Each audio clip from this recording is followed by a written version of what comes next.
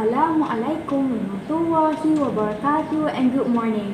My name is Fatima Zahra binti Imran from Sekolah Kebangsaan Jijan, and I'll be sharing my book review about Shadow and Bone by Leigh Bardugo.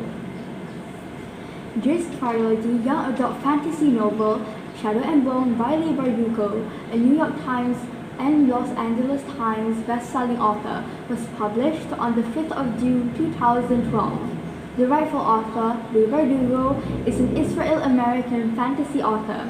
She is best known for her young adult Grishaverse novels, which include the Sins of Crows duology, the Shadow and Bone trilogy, and the King of Scars series.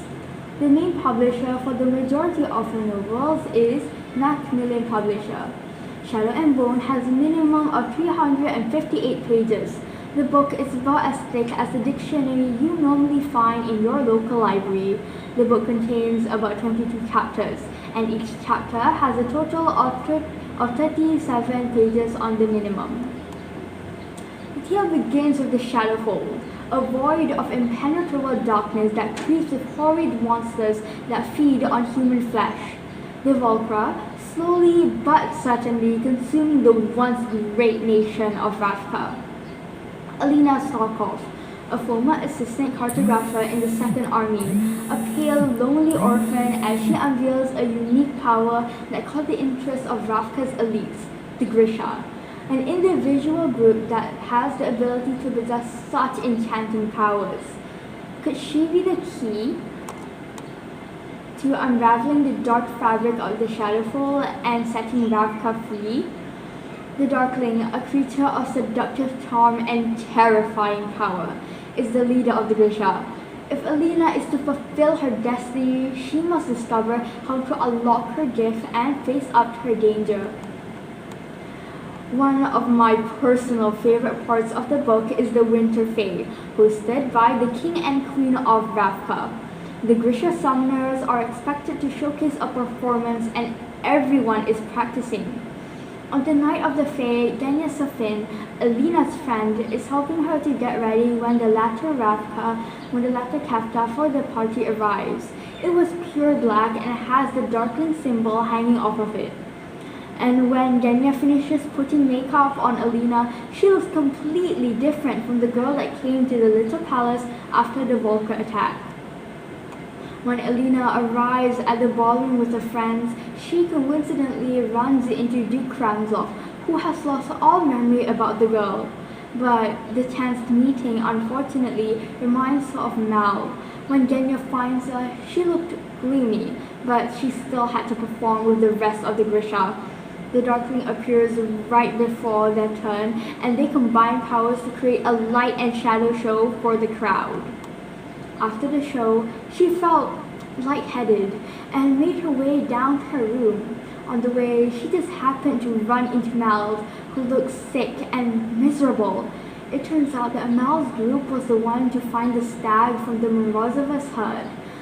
When it doesn't seem like he is very happy to see her, Alina mentioned that she never got any responses from her letters that were sent to him. He said that he never got any letters. As the conversation continues, the two start fighting, with Mal accusing Alina of enjoying the Darkling's attention too much. The fight ends with Mal leaving and Alina surprised and heartbroken. When Alina is back in her room, she suddenly receives a visit from Bakra, who drags her away and tells her that she must leave. Bakra tells her that the Darkling is planning on using the Shadowfold as a weapon by expanding it. Whoever does not bow to him will see the fold take over the land and destroy everything that it touches.